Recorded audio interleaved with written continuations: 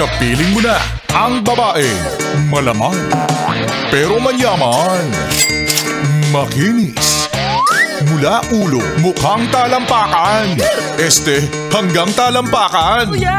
Tara na at makipag-ututang dila kay Laika Barista! DJ Laika Barista pa rin, yes, pre ng iyong kasama. Kachismisan, kakwentuhan at kaututang dila rin hanggang sa mga oras po na ito. At nakikinig ka pa rin patuloy dito pa rin sa iyong paboritong istasyon na kabanding ang 101.1 Yes FM.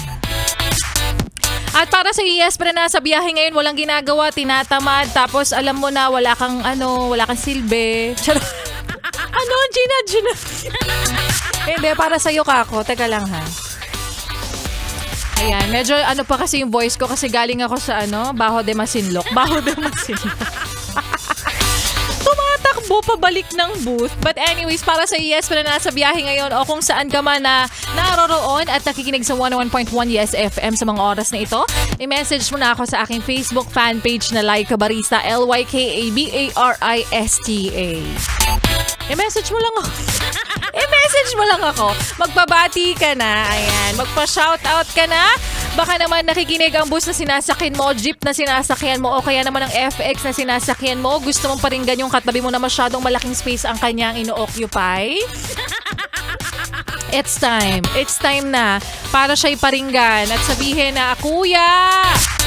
Sabihin nyo kung ano yung itsura niya, yung damit niya. Sabihin mo, Laika Barista, paki-shoutout nga yung katabi ko na masyadong presko. Ayan. Masyadong malaking space ang kanyang ino-occupy. Pares lang naman kami binayaran. Ganun. Yan. Sa mga pabate, mamaya isa-isahin ko yan. But now, balikan muna natin yung kwento ng ating Laika Barista Moments kanina pinamagatang Panakip Butas. Ito ay kwento ng taong pumayag na maging panakip butas para makalimot siya. Alam mo, napakarami talagang taong ganito, yes, pre, na hindi dahil sa gusto mo lang magpagamit, pero kasi ang totoo niyan, hoping ka, umaasa ka. Diba? Hoping ka na baka naman kasi magbago yung ikot ng mundo. Baka naman magbago yung isip niya at isang araw mabaling na lang sa akin yung atensyon mo. Diba? Sabihin mong hindi. No, nasa'yo na lang, nasa'yo o siya na lang, ikaw na lang ang piliin niya, di ba? Kaya para sa yes, pre, na hanggang sa mga oras na ito, nasa ganyang sitwasyon, hoping pa rin at hindi mo alam kung magiging successful ba ang iyong binabalak. Maging successful lang yung mission. But si Laika Barista nandito lang at umaasa din. Hoping din ako na sana mag-success ka. Kasi meron namang mga ganyang success stories. Success stories? Diba? Na nagsimula sa parang hindi. Kasi vulnerable siya that moment. Tapos nandyan ako. Kino-confide ko siya. But then, ayun. Habang nag-move on siya dun sa taong nanakit sa kanya, nabaling na pala ang atensyon na sa akin. Ganon!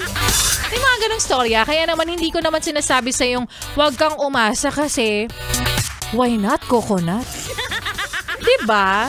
Kaya para sa iyo, yes, friend, na pinaniniwala ang sarili na hindi naaasa. Siyempre, lumang kasabihan lang ito. Lumang kasabihan man, pero kailangan din natin to kasi palagi. Huwag kang umaasa o huwag kang umasa kung ayaw mong masaktan. Na kung ayaw mo ang yung hoping ay maging hopya. Kopya? Kopya. Ayan, isa-isay na natin yung mga yes pa na natin nagpapabati ngayon sa aking Facebook fan page. Ayan, kung sino ang mga abot, di very good. Brian Peter Makaraeg, hi DJ Laika. Ano po ang masasabi niyo sa professor na laging late? Yung 5 p.m. class namin tapos dating siya 5:30, minsan 5:45 na palagi. Kasi ganun sinasadya na po ba niya yun? Palagi na siyang late without any reason? Ay!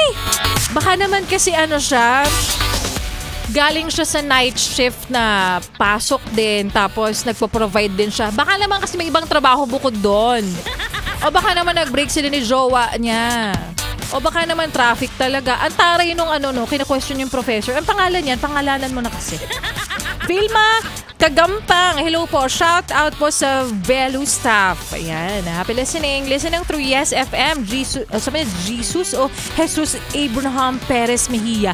Alam mo, ang hirap sa pangalan mo maging masamang tao. Kasi yung name mo, alam mo na, dami talaga nakakaalala sa akin. Daming sabit. Renante Amper, happy listening din sa'yo. Si Robert Leyva, ayan, nag-send pa ng picture na siya ay nakikinig sa 101.1 Yes FM. Pa-shoutout naman po Robert Leyva, Toyota Alabang at Ma'am Amor ng Toyota Alabang. And si Angeles Luis. Ako rin po from Bungabon, nag-aantay ng bibili ng gasol. Shout out po sa mga mauubusan ng gasol. Open akong ay naglibreng promotion. Taray sa part na yan. Yung shout out mo pero gusto mo ma-promote yung business mo. Very good, very good. Gandang niyan, marketing strategy. Samantha Herrera na nag-PM rin sa aking Facebook fanpage. Ang sabi niya rito, hello po, shout out po from Antipolo, nakikinig sa Yes FM. At para sa Yes, na nasa biyahe pa ngayon, ingat, alam ko nakikinig ka. Hindi ka lang makapagbabati kasi sa akin dahil driving ka. It's okay, tama lang yung ginagawa mo. Focus. Focus on your goal. Ano daw? Kopya. Kopyang kopya. O siya, magpapaalam mo na ako, Laika Barista. Ay, hinihingal ako. Galing kasi ako dun sa labas. Bukas ulit magsama-sama tayo, yes, friend.